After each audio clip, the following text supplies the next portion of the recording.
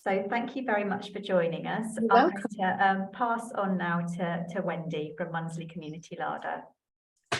Thank you. Hi, everybody. It's been really interesting listening to you. Sorry, I've also got a noisy pet in the background. So Community Larder was started in the pandemic, as probably most of your organisations were as well. As I'm district councillor with Norfolk District Council, so people knew that I was quite active in the community, so they would offer to go and collect supermarket waste, which was so welcome. So volunteers would collect the waste and then they would bring it actually to my drive. It's so small. And then maybe distribute, or actually people would come and take what they needed from there. So as the lockdown subsided and restrictions eased, I was working with the local church and we decided that we'd have one point of distribution. So the volunteers continued to go to Waitrose and to Morrison's every Thursday, collect the food waste, and we put it out on a Friday morning. So this was advertised over social media and word of mouth as well. The emphasis, and this breaks down barriers, is combating food waste. That is our main message, because this helps eradicate the stigma of food poverty. Obviously, what we're doing is we're eradicating food poverty. That's very, very important. In addition to this, we opened a cafe, like a lot of you have done as well. That's a free cafe, and that runs alongside. That enables people to, really importantly, come out of that social can't even say it, being on their own, to come and have a chat and a cup of coffee with a volunteer. They know I'm there as well, and that helps them open up, and we can put more targeted support in there. So I can refer them into statutory services while I'm sitting there with them. I can fill out forms with them while they're there. I can do food vouchers while they're there. So it's not a cold call contact. So having someone there to bridge the gap between statutory services and voluntary services is a really helpful idea. And out of that conversation, we've changed the way that we do things at Norfolk District Council. So we're more, we've invested into our people services structure more. We have formed the cost of living crisis forum and also the domestic abuse forum, because what we were finding is that people were coming forward and having chats over a cup of coffee, and actually this is what's going on at home, how do I get help? So it's been really, really important that that cafe remains open. So that's what we do. There's no membership, there's no criteria for coming along. People queue up 3/4 of an hour in the snow and ice to come and access our services. It's really important in the community. We were offered the opportunity to do a social supermarket. However, that model probably wouldn't work in Mundesley. We have independent shops that are butchers and greengrocers, and they've been incredibly supportive. The greengrocer gives us fresh food. We get access to allotments, so we're given a lot of produce. We're also given money by people in the community, and then we can actually buy vouchers from the butchers and the greengrocers, and we have a little Tesco's here. So it's keeping the currency within the community, keeping those shops going. So it's a full circle. I won't talk a lot about it because a lot of the things that you've mentioned with the other cafes happen. So people will come week after week and they'll tell us how it got on, or if they've got any other issues they need help with. And the community is growing. So it's word of mouth. People bring friends along because they feel they're able to, because there's no stigma there. And they in turn go to other events together. So they've formed friendships and network groups. So we do a warm hub on a Tuesday afternoon. The church does a warm hub. They do soup and puds, cafe church. So you'll find that community from the Community Larder Cafe will go to those events as well, because they know it's a safe, trusted space. And that's important. Relationship building is very, very important. They know that they can trust us. They know their problems are going to be heard and dealt with them. We work with those people. Our community connectors, our social prescribers at the council have been very active. We can just, as you say, you know, one of your speakers said, while you're making that phone call, you pass the phone over and their problems can be dealt with. Because when someone's in crisis, you know, that they're not going to want to speak to somebody that they don't know, they don't trust, or wait for, you know, a couple of days. Maybe they'll ring that phone number that you've given them. We can actually, without being bossy, go, would you like me to? Or I can do if you would like me to do that. So it's about giving them the empowerment and the encouragement to seek more sustainable help. So yeah, I won't ramble on because I know that you're busy. It all depends on volunteers, which is a shame that we have to have these things, because obviously I won't get political, but bearing in mind that volunteer capacity is shrinking, people are getting compassion fatigue.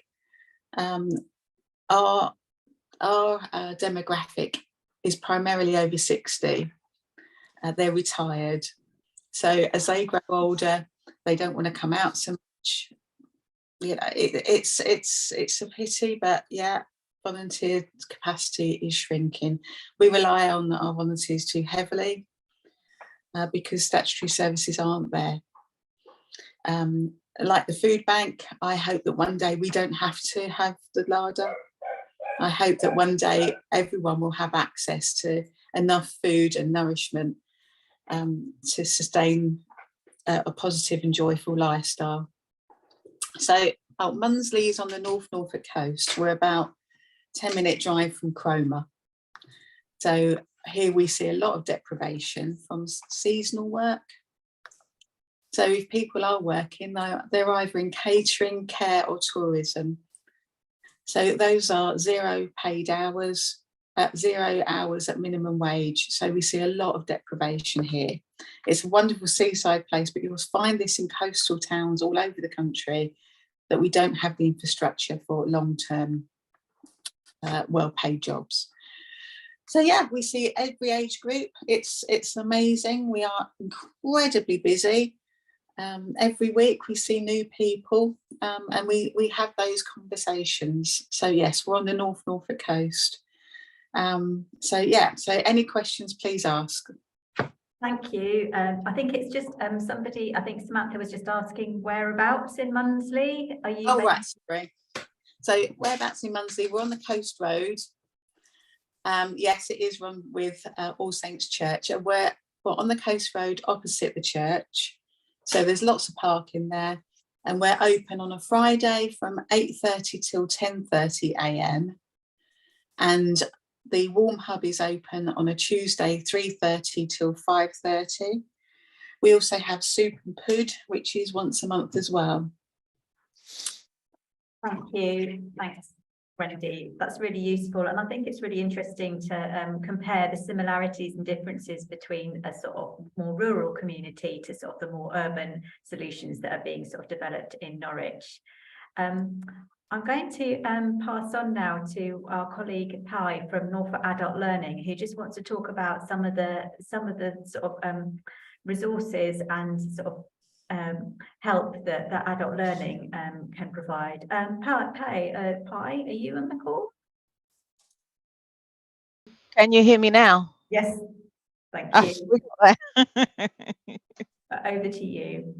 All right, thank you. I'll just share my screen. I'm just going to talk a little bit about adult learning, because there's a lot of free courses that we can offer to some of your clients that may be helpful, either, for their mental health, or for, basically just something to get them out of the house and doing something. Right, okay, so basically, who are we? We are Adult Learning. We're based in Norfolk, and we cover courses all over Norfolk. We have free courses which we call community courses, which can be based in different areas, to the community. We also offer information and advice and vocational courses to get people back into work, and that includes apprenticeships as well. We can help with costs of courses if somebody is on low income or on benefits, or if they need help with childcare fees or equipment for their course. We also offer learner support, which can be in the classroom or online, and also for in exams for people who may have some either learning disabilities or suffer with dyslexia, or need just that little bit of extra time to complete their work.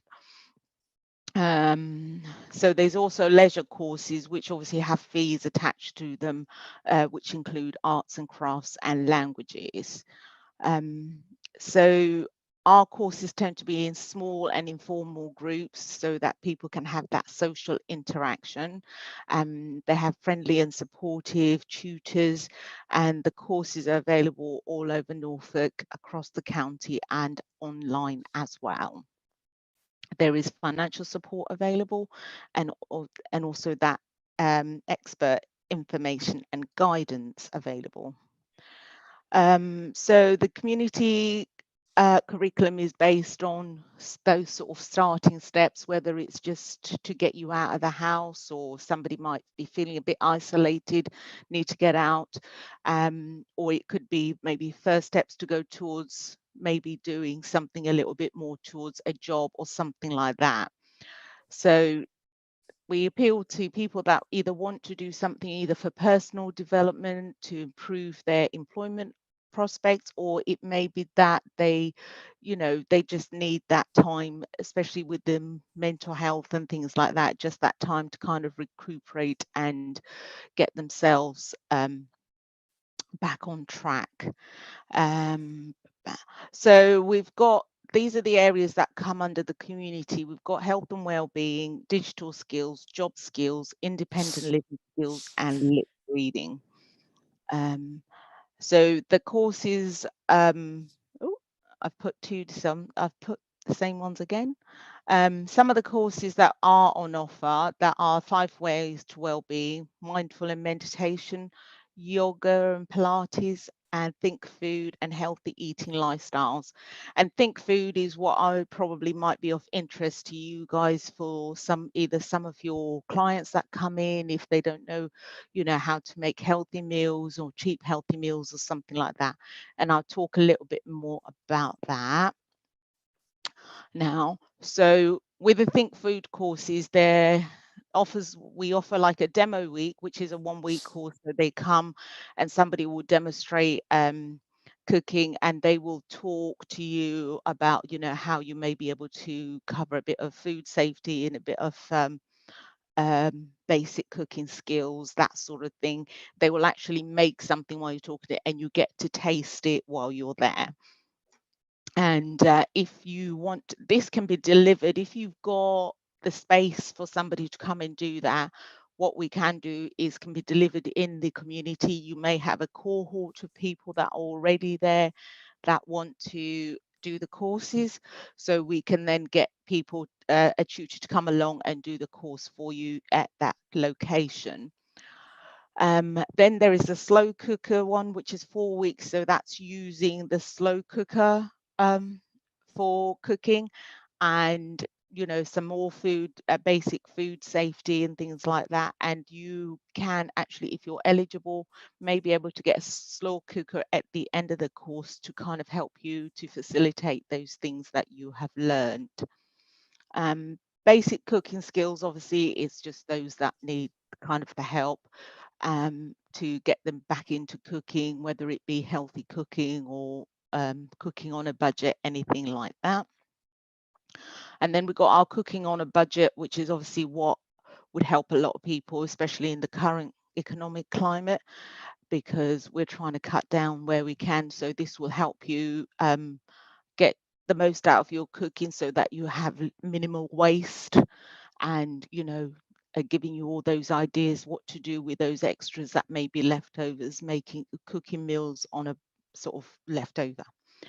And then there's the last one is cooking with spices, so to make your food a little bit more exciting. So basically with adult learning, we kind of have our community learning courses, which we kind of tend to start off with, and then they may go also family learning courses, which are for parents and children, and helping them to convert those basic skills into fun activities so that they can help children either with their maths and things like that, anything they're learning at school. Then we've got the functional skills, which is your maths, English, and essential digital skills, which can be used to get back into work and things like that. We then have some courses that may be targeted for us if somebody is looking to get into specific employment, like childcare, teaching assistant, health and social care, accountancy, and construction. And then we've also got the access to a higher education. So those ones that will help you to get into kind of your to doing degrees and stuff like that. And then there's your leisure courses. All these courses, you can get them for free if you're on benefits or on low income, and we can support you with that. The only ones that would be the leisure ones, but again, I think even with the low income, they can have a look at see what support they can be available. So if anyone wants to find any more about the courses that are available or anything like that, they can visit our website or contact our learner services team on the number on the screen, or as a professional, you can use my contact details, which are on there, to be able to ask me any questions or anything like that, or if anything kind of resonates with you. So our thing is to try and help people to get back and to have that independence, to get out and about if they're a bit isolated and things like that. So we're there to try and help them in their community without them having to travel too far. And that is all. Any questions?